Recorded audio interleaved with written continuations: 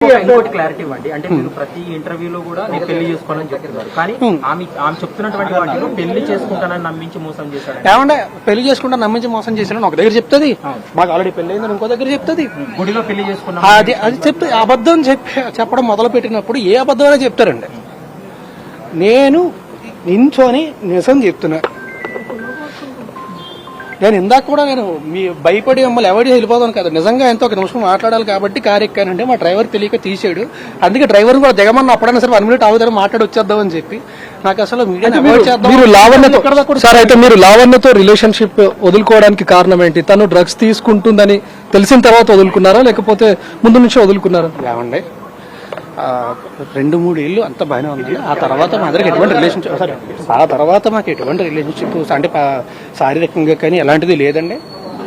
And ఆవిడ వేరే అతనితో ఉండి రిలేషన్షిప్ లో ఉండి నేను ఆవిడ దగ్గర ఉండాలి. ఏంటండి నాకు అర్థం కాదు. లావణ్యను బలవంతంగా డ్రగ్స్ కేసులో ఇరికించారు తప్ప నాకు డ్రగ్స్ ఒకటి చెప్తాను. ఇప్పుడు నేను ఆవిడ డ్రగ్స్ కేసులో ఇరికించేంత సీన్ నాకుంటే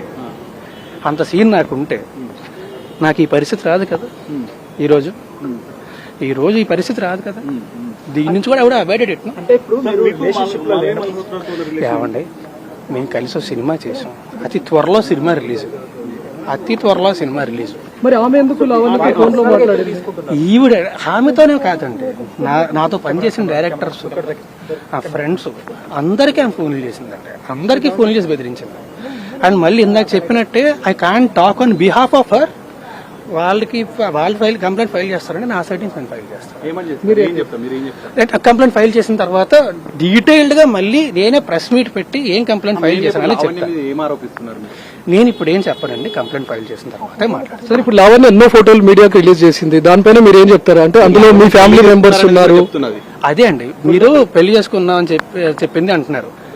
ఇందాక మీరేం అడిగారు, పెళ్లి చేసుకుంటామని మాట ఇచ్చాడు అని చెప్తున్నారు. ఓకే అని చెప్తున్నారు. సో తను రకరకాలు చెప్తున్నప్పుడు నేనేం చేయగలుగుతున్నాను?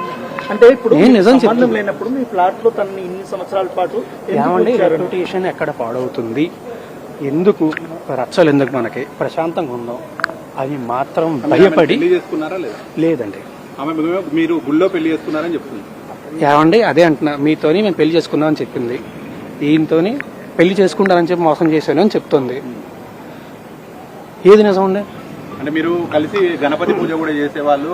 ఏమండి కలిసి ఒక ఇంట్లో ఉన్నప్పుడు నేను ప్రతి సంవత్సరం కూడా నాకు అంటే గుళ్ళకి వెళ్లి పూజలు చేసి అలవాటు. ప్రతి సంవత్సరం కూడా వినాయక చవితి రోజు ఖచ్చితంగా పూజ చేయడం అనేది నాకు అలవాటు. అంటే ఆ ఒక్క రోజు మాత్రం ఖచ్చితంగా చేస్తాను. గణపతి పూజ మేము కాదండి, మీకు గణపతి పూజ పెళ్లి చేసి చేస్తారా? గణపతి పూజ చేయడానికి పెళ్లికి సంబంధం ఏంటంటే ఏమంటే ఇద్దరం కలిసి ఒకే ఇంట్లో ఉండేవాళ్ళం అండి. ఒకే ఇంట్లో ఉన్నప్పుడు నువ్వు బయటకు వెళ్ళి కూర్చొని ఒకరిని పూజ చేస్తాను అనలేం కదా. ఎందుకు సార్, ఎందుకు ఇద్దరు ఒకే ఇంట్లో ఉండాల్సి వచ్చింది? ఇద్దరు రిలేషన్ లో చెప్పా కదా అప్పట్లోని తెలుసు, మా పేరెంట్స్ కూడా పరిచయం.